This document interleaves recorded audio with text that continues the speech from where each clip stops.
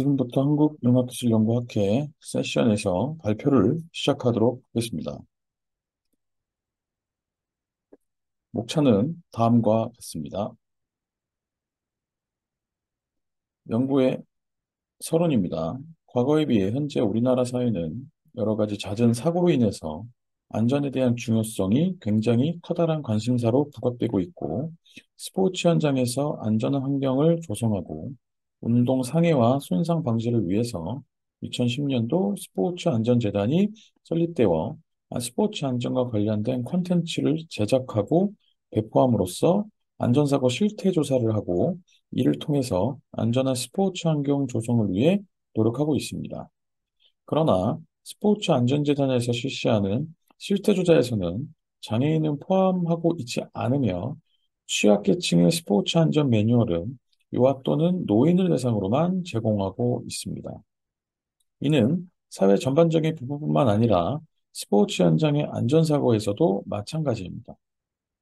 또한 스포츠 안전권의 침해 실태와 예방 대책, 스포츠 시설의 안전관리 실태 및 대책 방안 등 체육인 복지 및 스포츠 안전 개선 방안 등이 이루어지며, 스포츠 참여자의 안전권 보장을 위한 선행 연구가 수행 중이고 있으나, 이들의 대부분의 연구는 장애가 없는 사람들을 대상으로 대책 방안을 논의한 연구로서 위험 상황 인지나 신체적 장애로 인한 대처 능력이 부족한 장애인을 대상으로 적용하는 데는 대단히 어려움이 있습니다.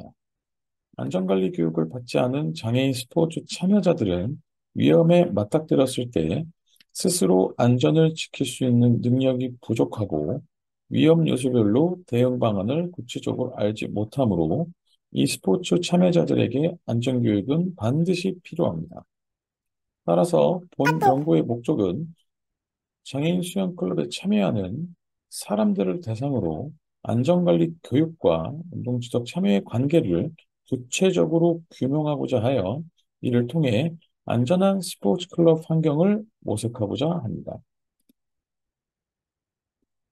연구의 내용 및 방법입니다. 첫 번째 연구 문제입니다. 안전관리 교육은 운동지속 참여에 유의한 영향을 미칠 것이다. 두 번째, 스포츠 참여 경험은 운동 지속 참여에 유의한 영향을 미칠 것이다. 세 번째, 장애인 수영 클럽 참여자는 안전관리 교육과 운동 지속 참여 간의 관계를 조절할 것이다.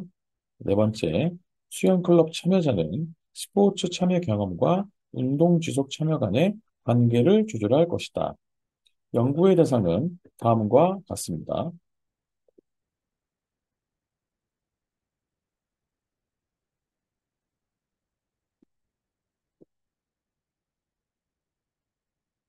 연구의 절차입니다. 본 연구는 2023년 7월 5일부터 7월 25일까지 현장에서 장애인 수영 클럽 프로그램에 연구자가 직접 참여하였으며, 본 연구자는 프로그램 실행 전 1시간, 실행 후 30분까지 프로그램에 참여한 장애인 당사자 500명을 대상으로 연구의 취지와 목적에 대해서 충분히 설명하고 개인별로 심층 면담을 진행했습니다.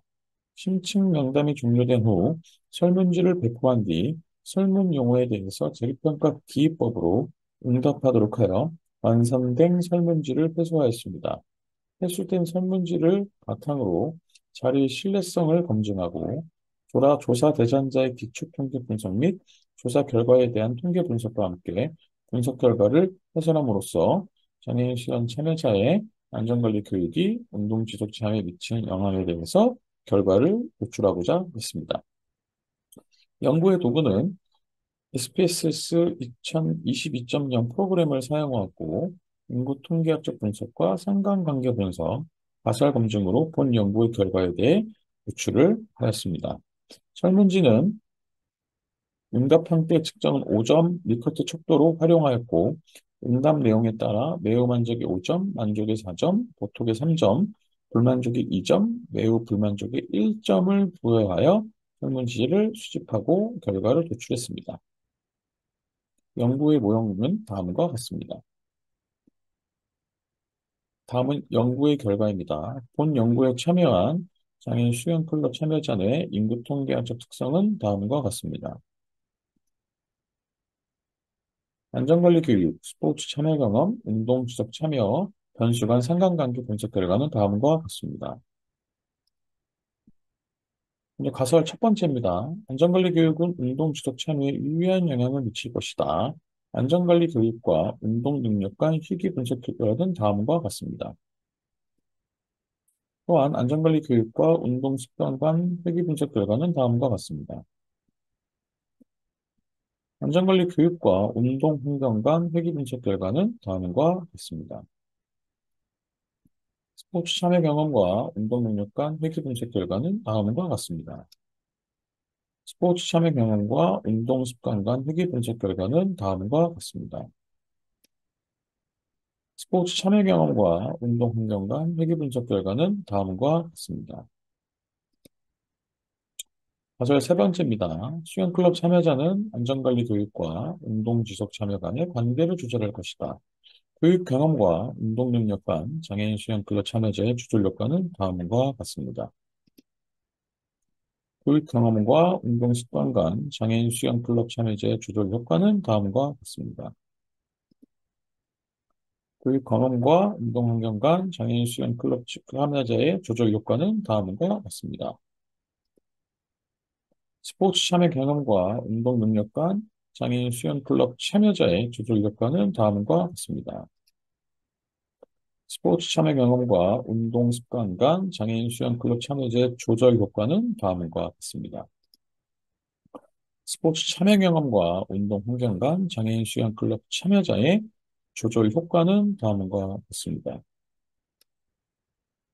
결론 및 제언입니다. 첫째, 설문의 응답자는 총 491명으로 선별에서는 남성 387명, 여성 104명 순으로 나타났으며 나이에서는 10대에서 20대 275명, 30대에서 40대 93명, 50세 이상 76명, 기타 47명 순으로 10대에서 20대가 가장 많은 응답을 보였습니다.